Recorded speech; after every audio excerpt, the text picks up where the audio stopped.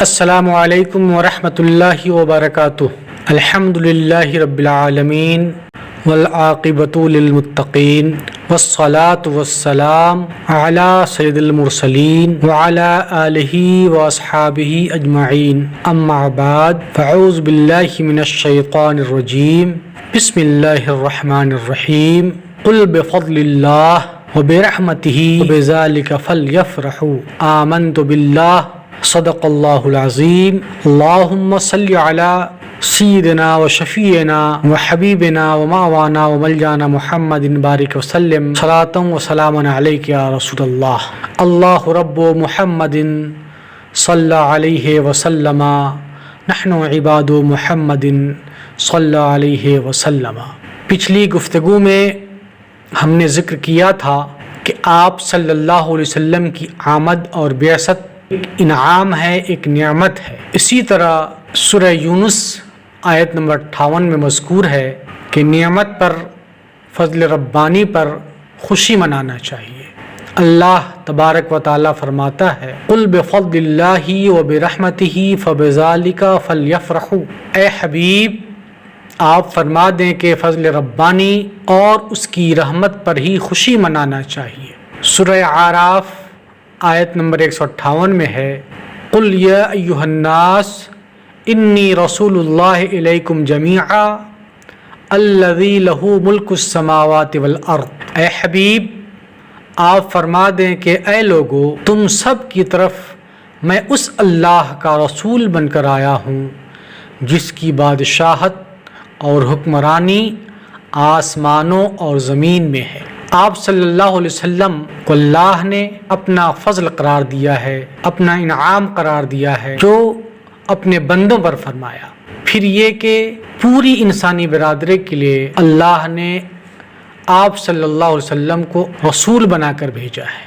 آپ دنیا میں تشریف لائے تو آپ کس خاندان میں تشریف لائے، کس گھرانے میں تشریف لائے، اس کا ذکر احادیث کریمہ میں بڑے ہی تفصیل کے ساتھ ملتا ہے۔ جیسا کہ روایت ہے، حضرت واصلہ بن اسقع فرماتے ہیں کہ رسول اللہ صلی اللہ علیہ وسلم نے فرمایا اللہ نے حضرت ابراہیم کی اولاد میں حضرت اسماعیل کا انتخاب فرمایا، اور حضرت اسماعیل کی اولاد میں بنو کنانہ کا انتخاب فرمایا، اور بنو کنانہ میں قبیلہ قریش کا انتخاب فرمایا، اور قبیلہ قریش میں بنو ہاشم کا انتخاب فرمایا، اور بنو ہاشم میں میرا انتخاب فرمایا۔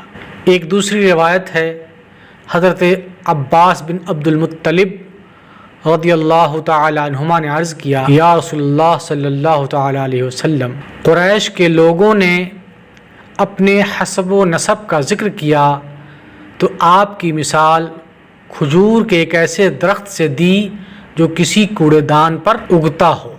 اس پر رسول کریم صلی اللہ علیہ وسلم نے ارشاد فرمایا اللہ تعالیٰ نے تمام مخلوق کو پیدا کیا اور اس نے اس کے دو گروہ بنائے، اور مجھے ان میں سب سے بہتر گروہ میں پیدا کیا، اور پھر اس نے مختلف قبیلے بنائے اور مجھے بہترین قبیلہ قریش میں پیدا کیا، اور پھر اس نے مختلف خاندان بنائے اور مجھے ان میں سب سے بہتر خاندان بنو ہاشم میں پیدا کیا، تو میں ذاتی طور پر ان سب سے بہتر ہوں اور خاندان کے اعتبار سے بھی سب سے افضل ہوں۔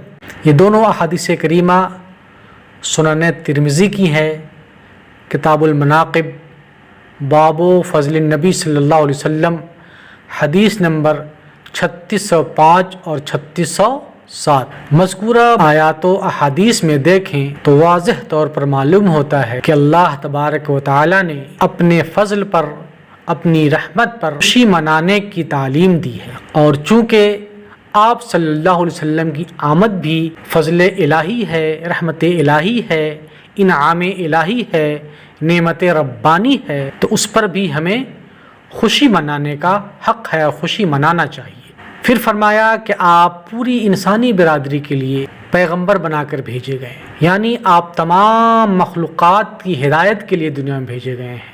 اور یہ بھی پتہ چلتا ہے احادیث کریمہ سے کہ آپ دنیا میں تشریف لائے، دنیا میں پیدا ہوئے تو سب سے اعلیٰ، سب سے اشرف، سب سے افضل خاندان، قبیلہ اور اولاد اسماعیل میں پیدا ہوئے۔